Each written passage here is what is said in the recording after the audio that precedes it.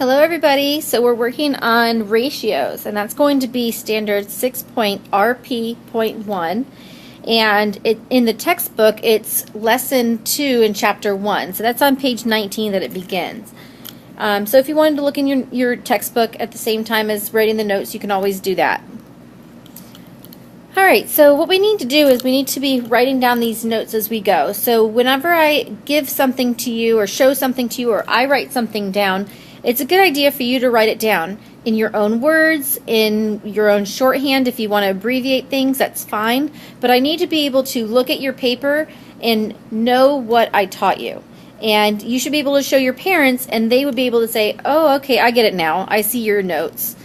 If it's just a bunch of random jumbly kind of writing, you're not going to get credit for the notes and you're not going to be able to read them later. So they're not going to be very helpful. Alright, so here we go. Lecture over. So it says to write a ratio in simplest form. And there are many different ways to compare amounts or quantities. And a ratio is a comparison of two quantities by division. A ratio 2 red paper clips to 6 blue paper clips can be written in 3 ways. So the important thing that you get from this is that a ratio is a comparison of two quantities by division. And that there's 3 different ways to write this. Okay, they can be written 3 different ways. With the word to, with a colon, or with a fraction bar. And the fraction bar is also a division symbol. So keep that in mind.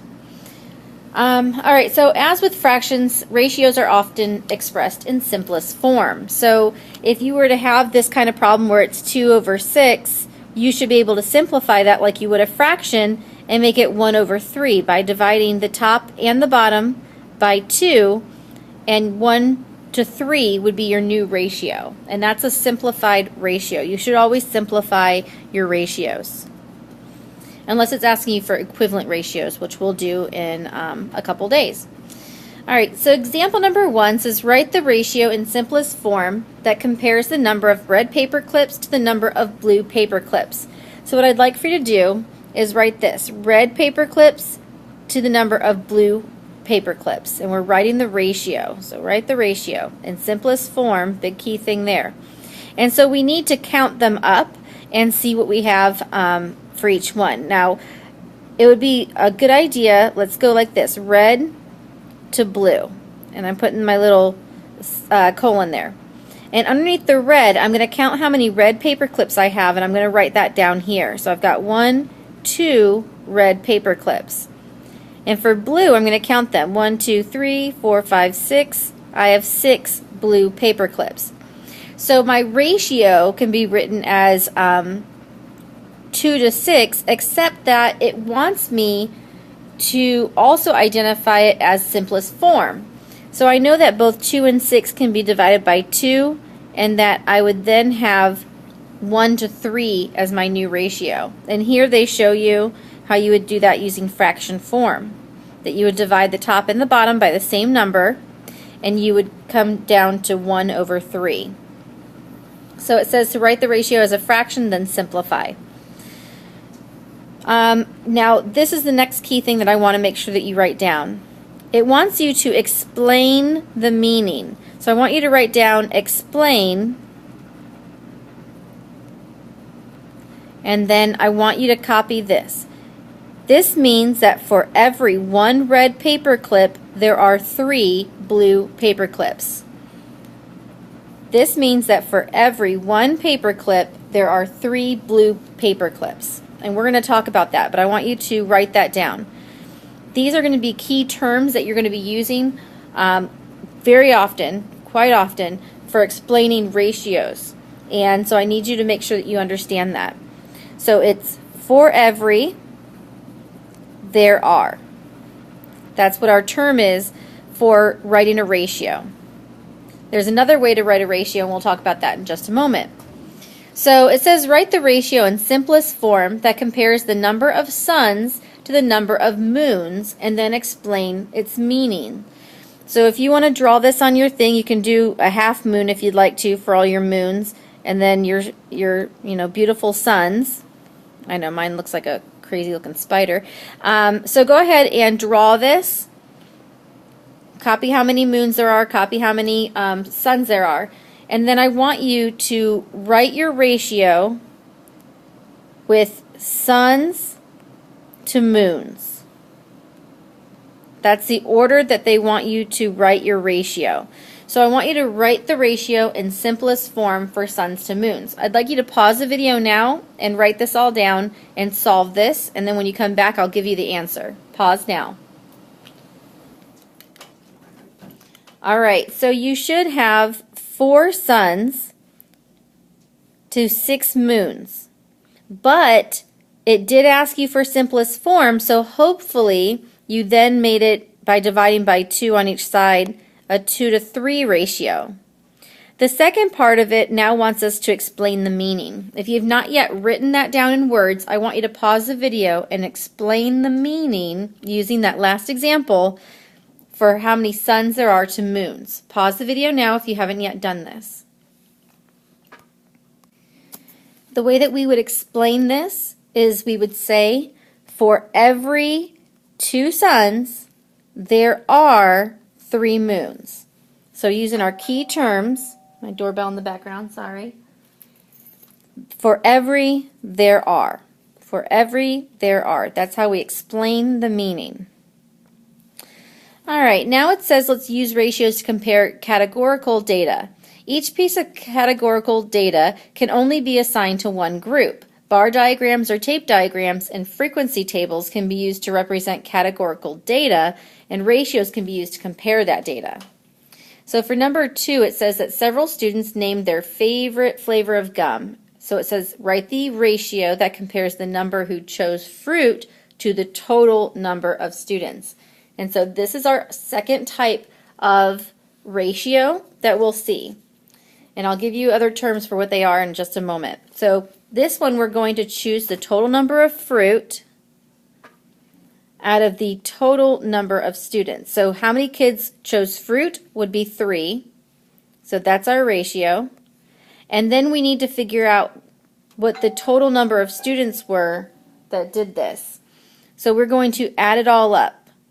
There are 21 students altogether. So it is a ratio of 3 to 21. But notice that we can simplify this because both 3 and 21 can be divided by 3. That makes a 1 to 7 ratio. Now this is what I want you to make a note of. So copy all this down if you haven't. You can pause the video for just a moment. But this time when they ask us to explain what's happening, our explain is going to look like this. 1 out of every 7 students preferred fruit-flavored gum. 1 out of every 7 students preferred fruit-flavored gum. So what I'm saying isn't that there are only 8 people. I'm saying that out of the 7 people, 1 person chooses the fruit-flavored gum. So not 1 out of 8 people, but 1 out of 7 people.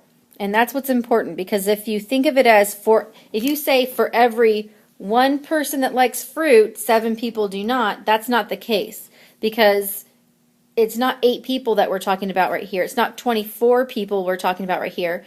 We're still talking about just 21 or just 7 people that have been surveyed, and only 3 out of the 21 liked the fruit, and that reduced down to 1 out of every 7 liked fruit. So for 1 out of every 7 students preferred fruit-flavored gum. So you've got your 2 different explains now. You've got the for every there are, and then you've got the out of every. Okay? And we're going to talk about why that is going to make a difference. So it is important to read the entire problem so that an accurate answer can be determined. So before we go on to this next one, let me find a blank page. Look at my happy face. So when we say for every there are, this is talking about part to part. There's so many of these, there's so many of that, right? But when we're talking about out of every, this is talking about part to whole, meaning I've got a whole big group and this is just some of that group. Whole big group, just some of that group. So let's do some more examples here. All right, let's do this one. It says that a pet store sold the animals listed in the table in 1 week. Write the ratio of cats to pets sold that week. Then explain its meaning. All right, so you're going to figure out, and I always like to rewrite it, cats to pets, okay? And I'll go ahead and put pets sold, if that helps us remember that it's all these pets. So the cats, you'll see it would be 8, that's that part, but it wants to know total number of pets, and that includes cats again in the amount. I'm going to add them all up, and that's going to be 32. So it is 3 to 32, which can be simplified. Both 8 and 32 can be simplified by dividing out 8.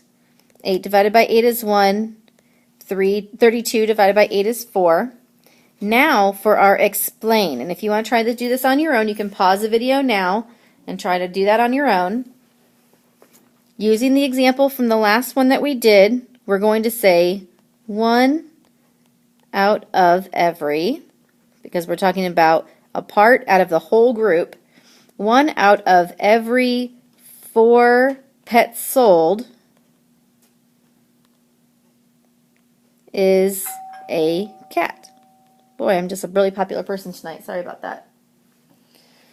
All right, so 1 out of every 4 pets sold is a cat.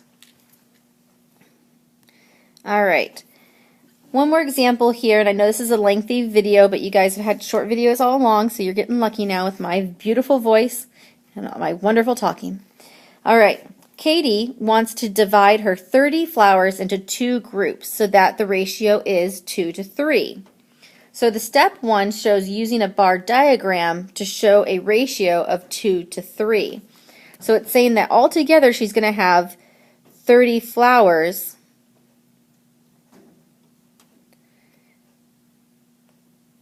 but we've got 2 here, 3 here, 2 to 3.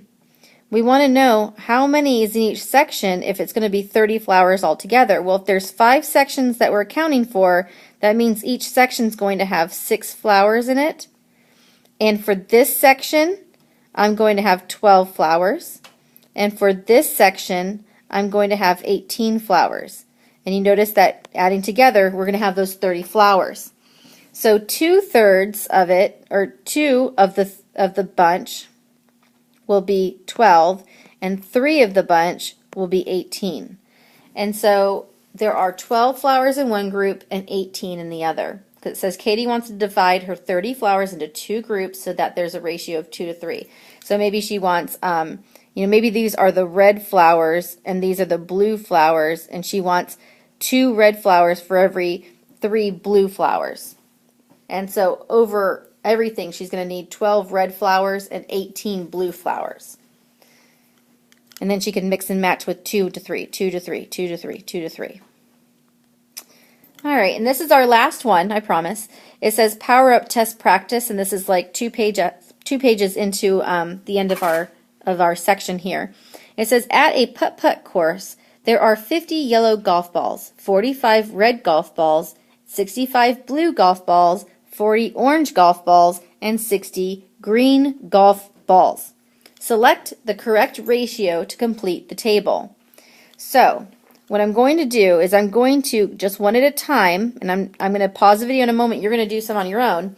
I'm going to take the yellow to the red. So I'm going to take out yellow, which was 50, and I'm going to figure out what red was, 45. Now, you notice that these are all simplified, so I'm going to have to simplify my 50 to 45 ratio. I know that I can divide both of them by 5, and I can have a 10 to 9 ratio, and ding, ding, ding, ding, ding, that's the one that's going to go here. So I don't need you to draw this all out. What I'd like for you to do is just keep doing what I did here, where you've got yellow to red, and then, you know, simplify and make sure that it's off the list here, and then go to the next one. So you're doing the next 5. When you come back, I'll show you the answers. So pause the video now. This is excellent practice, guys. Please make sure you're doing it.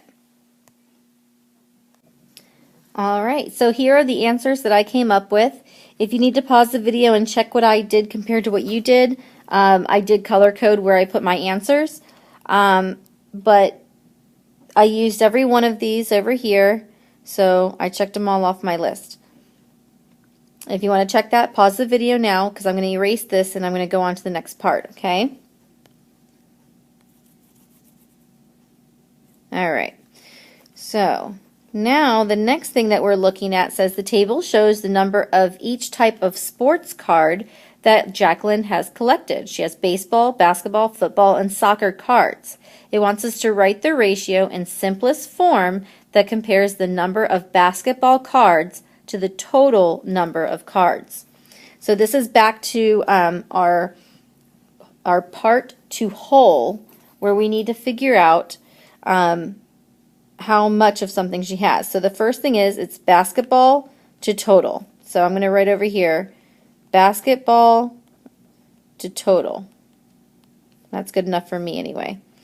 I know it's just my abbreviation, but I told you can use whatever abbreviation you want.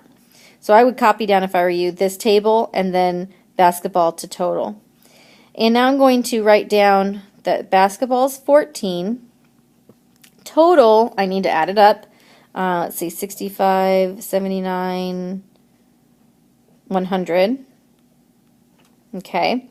This has not been simplified, so I need to simplify it. I know that 14 can be divided by 2, and so can 100, because they're both even numbers. When I get down to 7 to 50, there are no longer any common factors, so I'm done. And so my ratio in simplest form is 7 to 50. And what this means, this is my explain, what this means is that 7 out of 50 cards are basketball cards. So 7 out of 50 of, what's her name, Jacqueline's cards are basketball cards. Or 7 for every 50 cards, out of every 50 cards are basketball cards. Okay, so this is not the for every there are, because if I said for every 7 basketball cards there's 50 other cards, then what that's telling me is that I've got 57 cards, because I'd have 7 here and 50 over here. That's not what we're talking about. We're talking about a part out of the whole group. Alright guys, so there's my smiley face. We're done. Thank you for taking notes. I know this was a lengthy video, but they won't always be this long. Alright, see you in school. Have a good day.